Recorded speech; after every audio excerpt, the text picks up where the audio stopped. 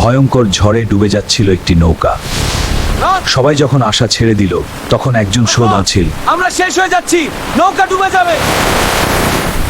কেউ হাল ছাড়বেন না, আল্লাহর উপর ভরসা রাখুন। ধৈর্য ধরো, আল্লাহ আছেন। সবাই যখন আশা ছেড়ে দিল, তখন একজন শুধু বলছিল, ধৈর্য ধরো, আল্লাহ আছেন। বড় বড় ঢেউ নৌকায় আঘাত করতে লাগলো। ধরে থাকুন, নৌকা ভেঙে যেতে পারে।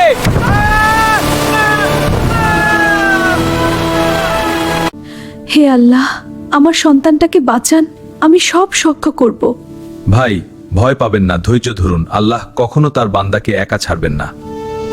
নৌকা ক্রমেই নিয়ন্ত্রণ হারাচ্ছিল।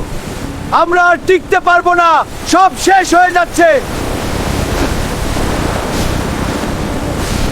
বজ্রপাত আর বৃষ্টিতে পরিস্থিতি আরো ভয়ঙ্কর হয়ে উঠল। আল্লাহ, আমাদের ক্ষমা করুন, আমরা আপনার কাছে ফিরে আসতে চাই।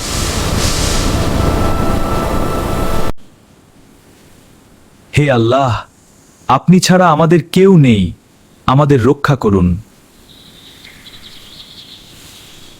এক এক করে সবাই দোয়া শুরু করলো।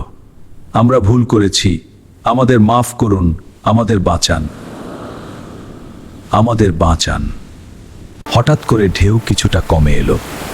দেখুন, ঢেউ একটু শান্ত হচ্ছে। এটা কি আল্লাহর রহমত? বাতাসও ধীরে ধীরে শান্ত হতে লাগলো। আল্লাহ আমাদের শুনেছেন, আমরা বেঁচে যেতে পারি। দূরে একটি আলোর দেখা মিলল। ওই দেখুন, আলো, হয়তো সাহায্য আসছে। হ্যাঁ, আলো, এটা নিশ্চয়ই সাহায্য হবে। ধরে থাকুন, আমরা আসছি। সবাই শান্ত থাকুন। এক এক করে সবাইকে তুলে নেওয়া হলো। আলহামদুলিল্লাহ। মা তার সন্তানকে জড়িয়ে কাঁদছিল। আল্লাহ, আপনি আমার সন্তানকে বাঁচিয়েছেন। ধৈর্য ধরলেই আল্লাহ সাহায্য করেন। এটা আমি আজ দেখলাম।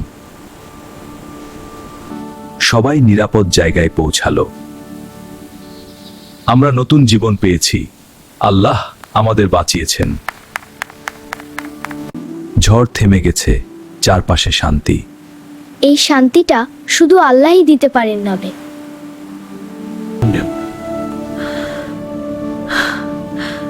আমরা দুনিয়ায় ভুলে গিয়েছিলাম আল্লাহকে। তারা প্রতিজ্ঞা করল, এবার থেকে সঠিক পথে চলবে। আজ থেকে আমরা আল্লাহর পথে চলব। মনে রেখো, বিপদে ধৈর্য ধরলে আল্লাহর রহমত নেমে আসে। ধৈর্য ধরো, আল্লাহর উপর ভরসা রাখো, তিনিই সর্বশ্রেষ্ঠ রক্ষাকারী।